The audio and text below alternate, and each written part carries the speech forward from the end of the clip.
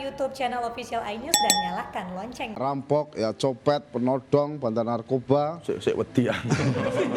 Saya adalah mucikari terbesar di wilayah Jogja, Pak. Pernah benci banget sama Gus Miftah. Nggak seneng lah sama saya itu. Itu kenapa dulu Mas Indra? Pekerja saya komersial pada ikut ngaji, jatah saya berkurang gitu, Pak. Intinya itu. Untuk menopang ekonomi keluarga, jadi saya lari ke tempat seperti itu. Coba kalau Anggun dulu. Saya juga bohong. Kalau ngasih bukan uang saya, motor baru ya kasih ini. Jika suatu malam kamu melihat seseorang berbuat dosa, keesokan harinya jangan memandanginya sebagai orang yang berdosa. Kenapa? Karena mungkin saja pada malam harinya dia bertobat, sementara kamu tidak mengetahui.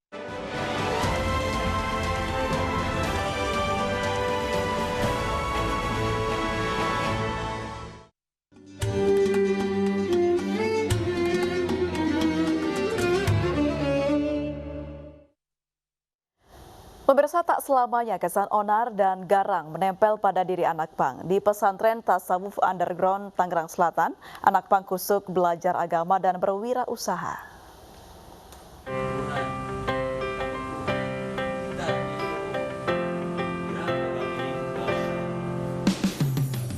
Wajah seram, badan penuh tato. Ya, itulah ciri khas anak pang yang sering kita temui selama ini. Tak jarang, mereka terjaring razia karena kedapatan memalak atau mengamen di jalanan. Namun kesan negatif tersebut pudar jika kita berkunjung ke pesantren Tasawuf Underground Ciputat, Tangerang Selatan. Sejak 5 tahun yang lalu, pondok pesantren ini merangkul anak pang untuk belajar agama dan memberikan keterampilan berwirausaha, seperti membuat konveksi sablon dan jasa cuci pakaian. Bintang, salah satu anak pang, mengaku terpanggil untuk belajar agama karena merasa lelah mengamen di jalanan. Bahkan dirinya sekarang bisa mendapatkan penghasilan yang layak usai membuka usaha laundry. Bacaan doa berburu apa? Doa saya apa? Doa aja belum pernah saya sholat. Dari kecil juga belum pernah. Kalau kecil pernah ngaji, cuman ikro terus. Cuman sejak kesini saya jadi merasa gimana ya, enak itu tentang ngaji gitu. Ustadz Halim Abiyana selaku pengurus pesantren Tasawuf Underground sempat mengalami kesulitan dalam mengenalkan ajaran agama Islam kepada anak pang. Namun seiring berjalannya waktu, ke-26 anak didiknya kini telah hafal Al-Quran, bahkan berkuliah di salah satu kampus ternama. Selama ini kan mereka terluntar di jalan, terlepas dari akar keluarga. Ini tidak ada juru dakwah atau ustadz yang berusaha merangkul. Padahal anak-anak pang, anak jalanan itu sudah menunggu, pengen jalan pulang, tetapi tidak ada ustadz atau ulama atau kiai yang berusaha mengajarkan mereka tentang agama. Nah, semoga cerita anak pang pesantren Tasawuf Underground bisa turut memotivasi kita semua untuk menjadi pribadi yang lebih baik lagi, khususnya menyambut Hari Raya Idul Fitri. Dari Tangerang Selatan, Nunung Purnomo, iNews melaporkan.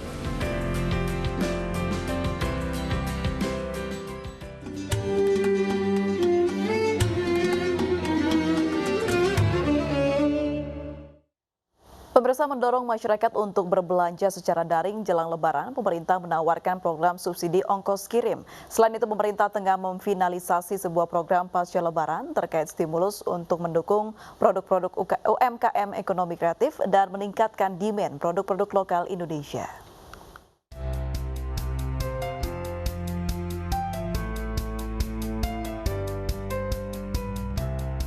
Pemerintah berupaya terus mendukung keberlangsungan usaha mikro, kecil, dan menengah di tengah pandemi COVID-19 dengan menggelontorkan sejumlah stimulus. Salah satunya adalah subsidi ongkos kirim untuk belanja online produk-produk lokal yang diberlakukan mulai H-10 sampai dengan H-6 Lebaran.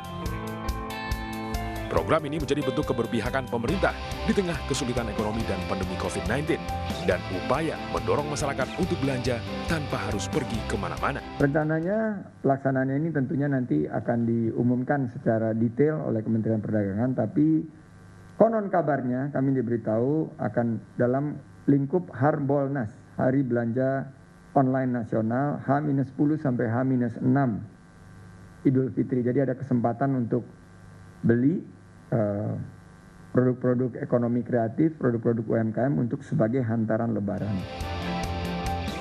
Tidak hanya itu, Menparekraf tengah menyiapkan program lainnya dalam rangka mendukung UMKM ekraf lokal dan rencananya akan diluncurkan setelah Lebaran.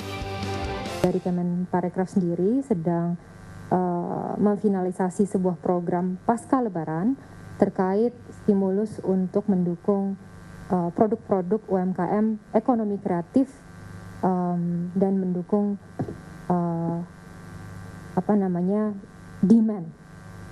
meningkatkan demand untuk produk-produk lokal buatan Indonesia.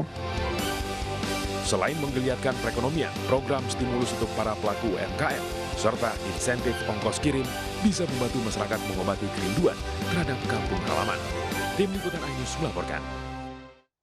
5 Mei ditetapkan sebagai Hari Bangga Buatan Indonesia atau BBI. Penetapan ini dilakukan oleh Kementerian Perdagangan dan Komunikasi dan Informatika dengan harapan bisa mendorong konsumsi masyarakat.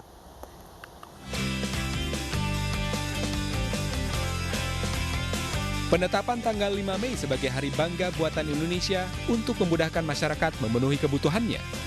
Penetapan ini dilakukan usai Kementerian Perdagangan dan Kementerian Komunikasi dan Informatika menandatangani nota kesepahaman bersama Asosiasi E-commerce Indonesia yang didukung 72 platform dagang elektronik.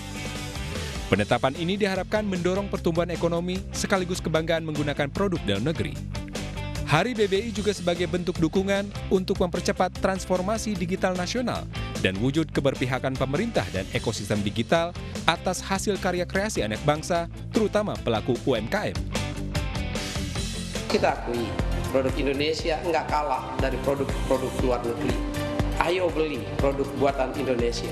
Gampang kan? Kita manfaatkan ruang digital untuk kemajuan ekonomi nasional.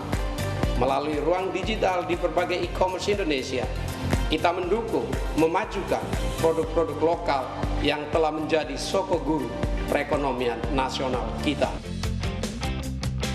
Sebagai wujud keberpihakan pada produk dalam negeri, pemerintah menyediakan subsidi ongkos kirim gratis bagi konsumen yang berbelanja daring dari 5 sampai 13 Mei 2021.